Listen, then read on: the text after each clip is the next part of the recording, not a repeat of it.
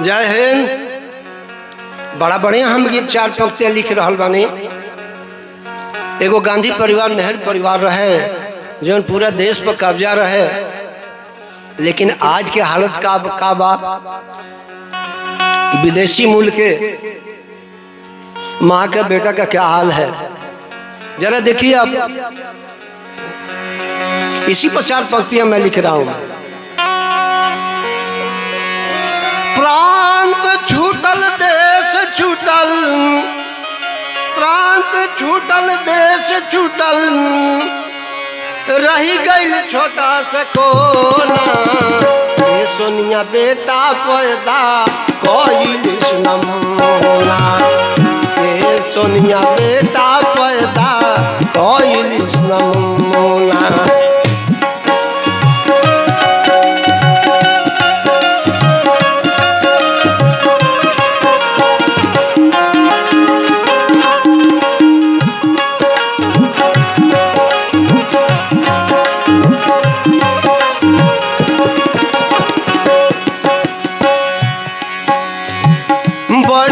कांग्रेसी नेता पार्टी छोड़ के गईले,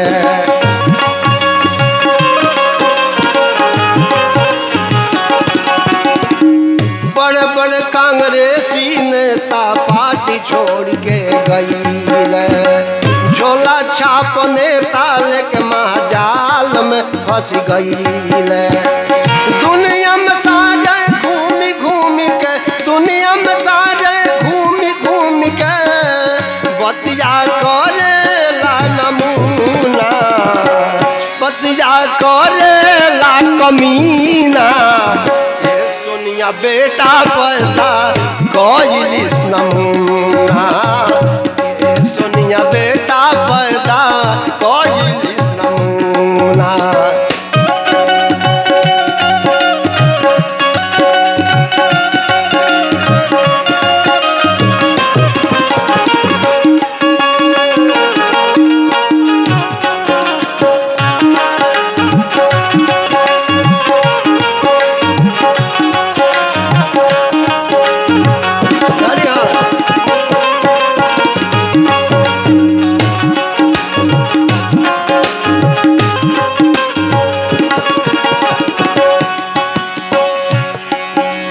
कोयला से ये स्टोप जलावे खटा खाते नोट का वादा।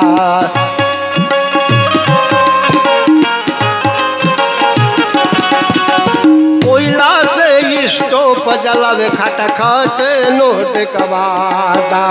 देश के कबहू ना बतावे कौन कर दादा। आलू से हरदम सोना बनावे हो,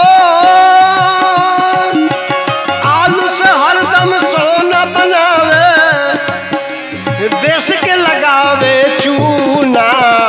ये सोनिया बेटा पैदा कोई नमूना, ये सोनिया बेटा पैदा कोई नमूना।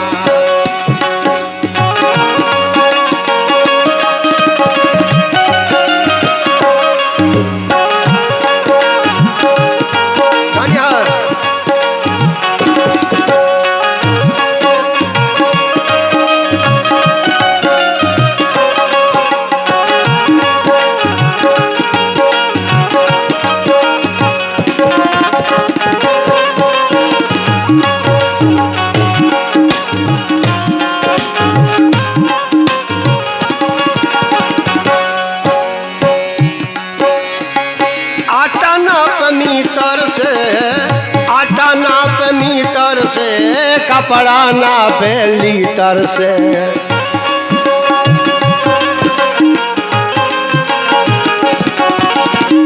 आटा नाप मीटर से, कपड़ा माप लीटर से।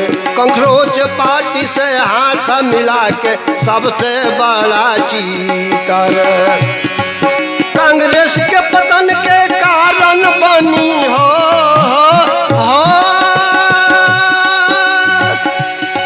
कांग्रेस के पतन के कारण बनी। खेल के दे दी जा झुनझुना, खेल के दे दी जा झुनझुना ये सोनिया बेटा पैदा कैलिस नमूना ये सोनिया बेटा पैदा कैलिस नमूना।